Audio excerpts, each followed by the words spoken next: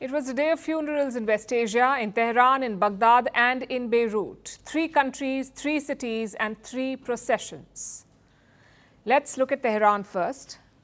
The city was mourning Ismail Haniyeh, the assassinated chief of Hamas. He was in Tehran to attend the Iranian president's inauguration, but Israel took him out. He was killed in an explosion on Wednesday, and the details are slowly coming out. Reports say the bomb was smuggled into the guest house 2 months ago, the same guest house where Haniyeh would stay.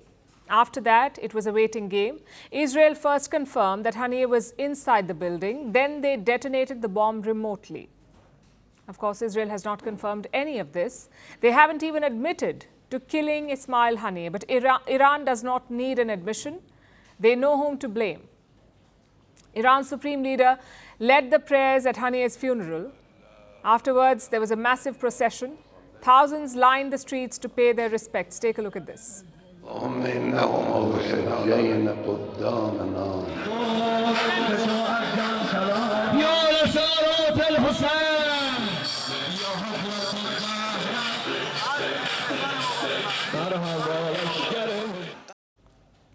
There's an outpouring of grief, not just in Iran, but across the Muslim world.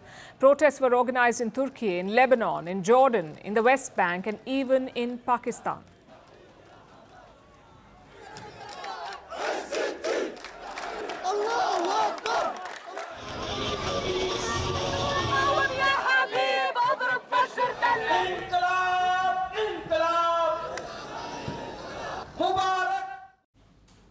These people may love him, but his legacy is complicated.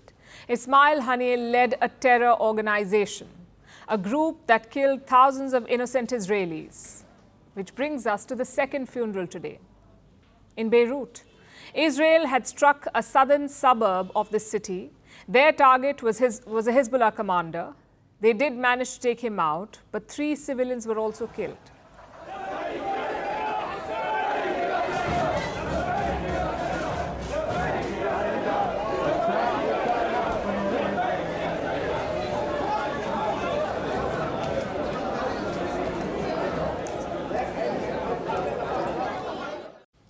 The third funeral was in Iraq.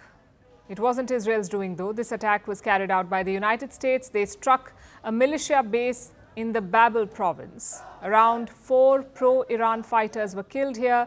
Their funeral was held in Baghdad. Hundreds gathered for this procession.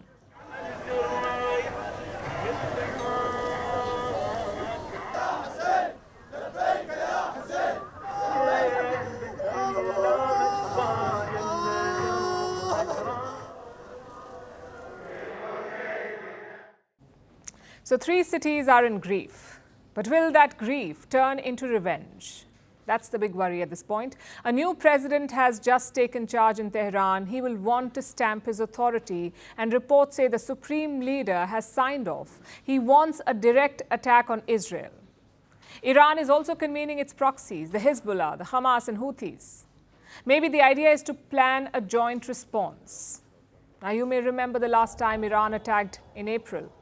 They launched hundreds of drones at Israel, but the damage was minimal. Apparently, that was the point. Maximum symbolism, minimum impact. But will Iran do the same thing again? Or will they look to cause significant damage this time?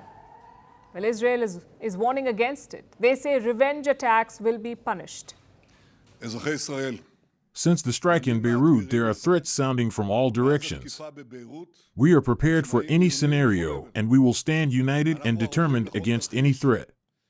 Israel will exact a very heavy price for any aggression against us from any arena. Put yourself in the shoes of the supreme leader. Haniyeh was the political chief of Hamas, not your general or officer, just a proxy of your regime. Do you risk all-out war for a slain proxy? Or would you rather respond with restraint, maybe with performative strikes? Logic says that Iran would not risk an all-out war, but these are rogue leaders taking calls, so who knows? Israel's bigger challenge is the Hezbollah. That attack not only killed a top commander, it also killed 2 children. So public anger is building up there. They want speedy revenge against Israel. Plus, Hezbollah is already exchanging fire with Israel, so it's not a new front. It's an expansion of an existing battle. And most countries have realized this. They've asked citizens in Lebanon to leave immediately, and that includes India. The Indian mission released a statement today. All Indian nationals have been asked to leave. So it looks like the Lebanon front will heat up, especially if Iran asks Hezbollah to hit back. The question is there still room for diplomacy to somehow reduce the tensions? Well, the UN Security Council convened on Wednesday. It went about as well as you would expect a meeting like this. There was bickering, insults, and open threats. Iran's arming of terrorist groups in Syria, Lebanon, and Iraq is similarly destabilizing and contrary to efforts by the Security Council to de-escalate regional tensions. Every member of this council should call on Iran to stop arming, advising, and financing terrorist groups, and to rein in the actions of proxies and partners who threaten regional peace and security. The responsibility of the United States as a strategic ally and main supporters of the Israeli regime in the region cannot be overlooked in this horrific crime. This act could not be occurred without the authorization and intelligence support of the U.S.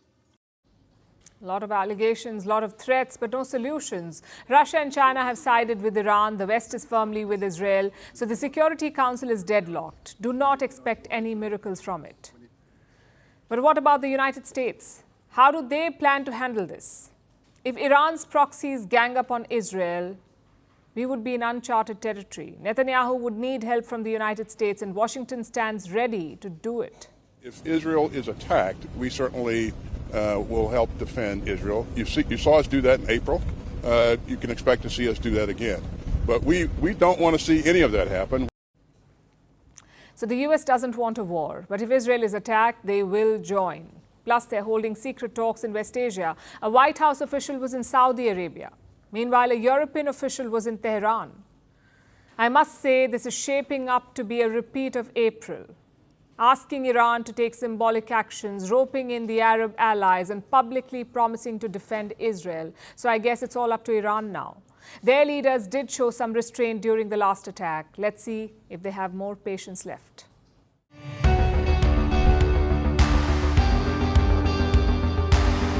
Across continents, one powerful news source. Bringing you diverse perspectives on the issues that matter.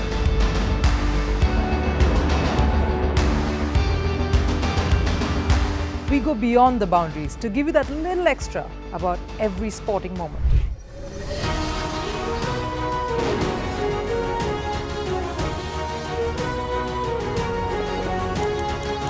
So thank you for making Firstpost 5 million strong. We're counting on your support, and you can trust us to bring you the news unfiltered and unvarnished.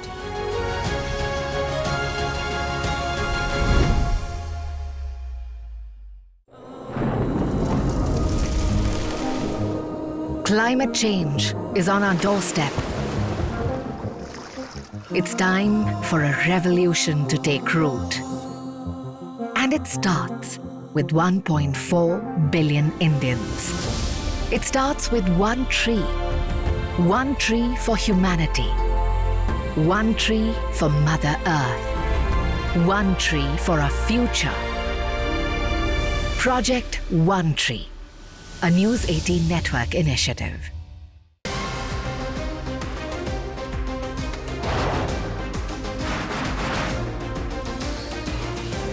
On the show today, the T20 World Cup bandwagon has moved across to the West Indies. What can you expect from this? Hello, I'm Alison Green, coming to you from Durban, South Africa. Today we have a special show. Start with a report on India's shifting nuclear posture. For the first time since India officially became a nuclear power. Hello and welcome to Firstpost America. I'm Aaron Ham.